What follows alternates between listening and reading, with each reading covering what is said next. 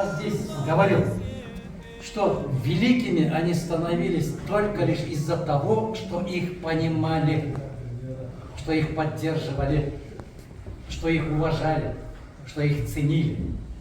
Человек сам по себе великим не может стать. Как здесь вот прикосновение личности Геннадия Садовича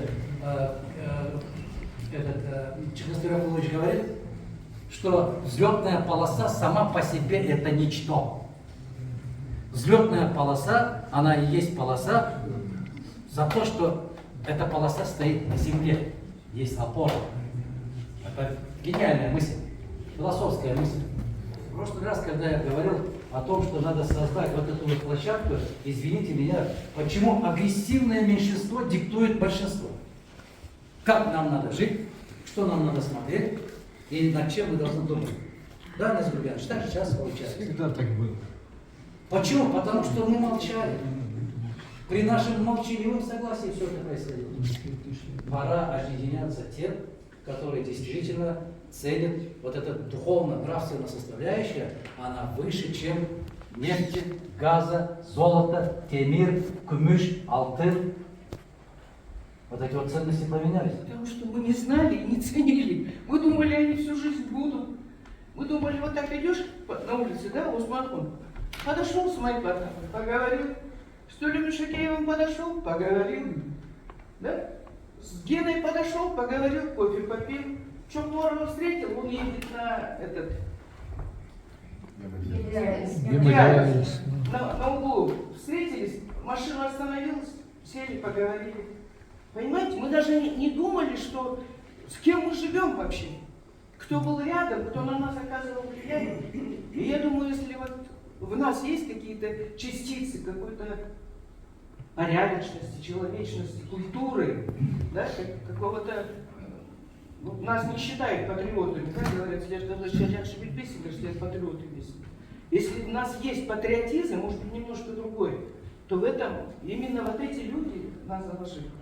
Ошону былтыр Геннадий Садовичтин 80 жылына карата биздин корпорацияда да презентациясын өткөрүп, ушул жерде Сүрөт музейиндеги оператив атындагы маракесин белгиледик эле.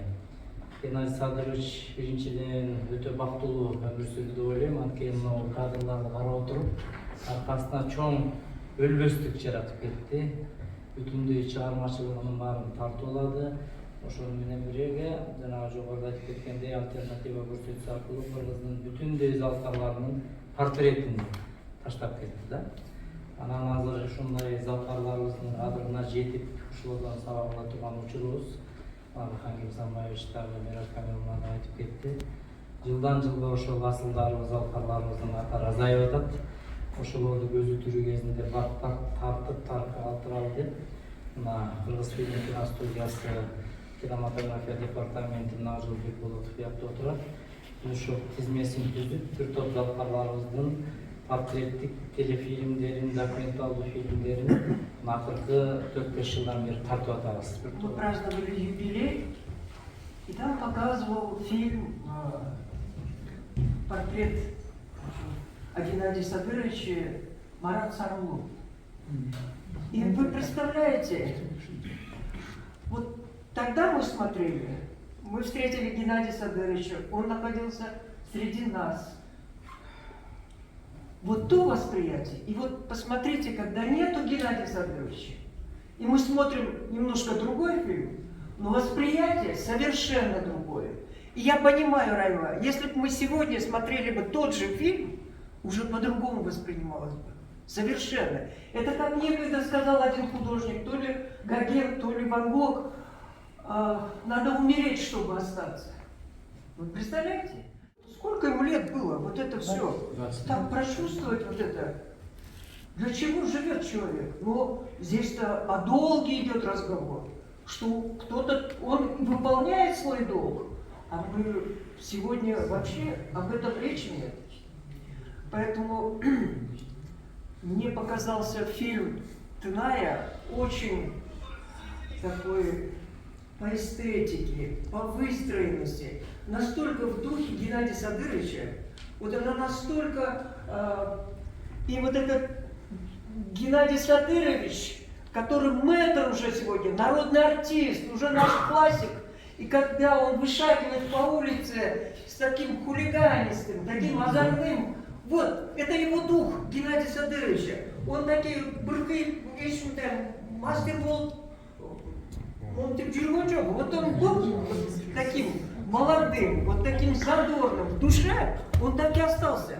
Подчеркнуть наоборот, большинство сегодня не может, она в силу своей, будем так прямо говорить, в силу своей необразованности, так общем говорить, не может противостоять.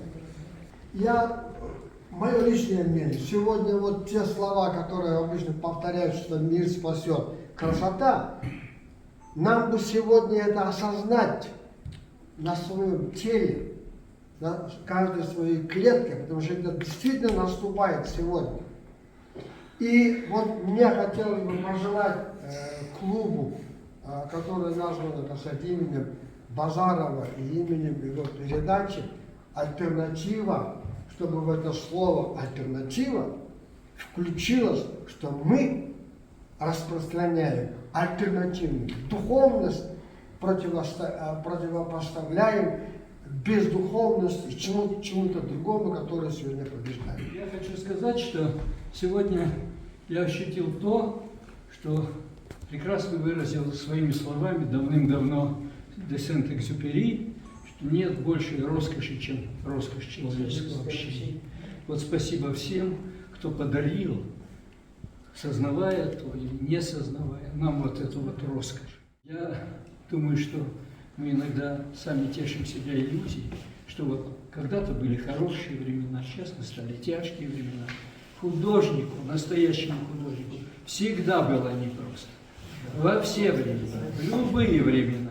Я думаю, что Базаров, он тоже через такие тернии проходил. Что касается плеяды вот этой великолепной, с которой мы здесь встречались, нам просто отчаянно повезло, я считаю. Отчаянно. Это какой был подарок судьбы, вы правильно говорите, но мы понимали их силу, мы понимали, вот я понимал, ощущал их талант, да. Другое дело, они себя вели достаточно демократично, никто не страдал вот таким вот пафосным самомнением и так далее. Поэтому тебя мог этот гений похлопать по плечу, а ты, правда, подумывал еще, стоит ли отвечать таким же жестом или нет, позволительно ли это. Но это была среда, это была потрясающая среда. Если мы хотим, чтобы вот эта идея, мало того, чтобы она была жизнеспособной, а не просто сиюминутной, так?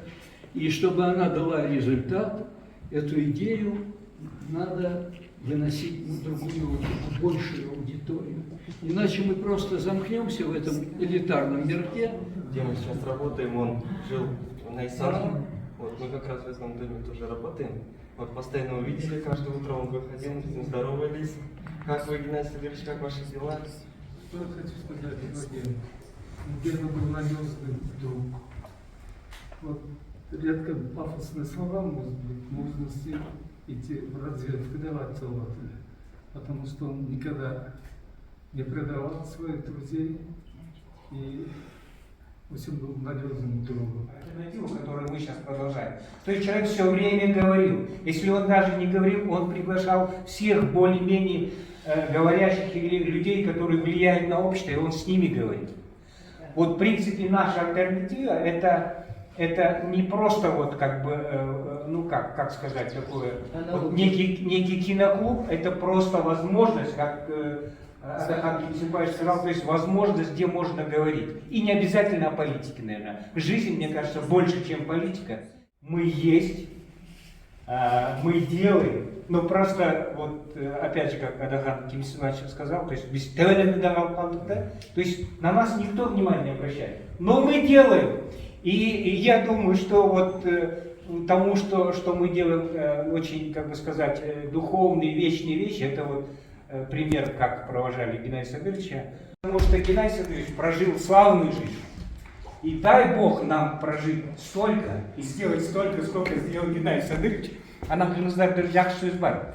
Ұлғайып қалған кіші кеткенде той деп қойсақ да. И мне кажется, это такое как бы ну, с какой-то стороны такое грустное, а тем же такое светлое как бы прощание с Геннадием Садыровичем. Но я думаю, он умер только физически. А все его произведения на экране, и как ни странно, вот мы смотрим, получается, они, ну, как бы с каждым годом, может быть, они будут актуальнее. Более Да. И поэтому, с вашего позволения, давайте мы просто поаплодируем Геннадию Садыровичу.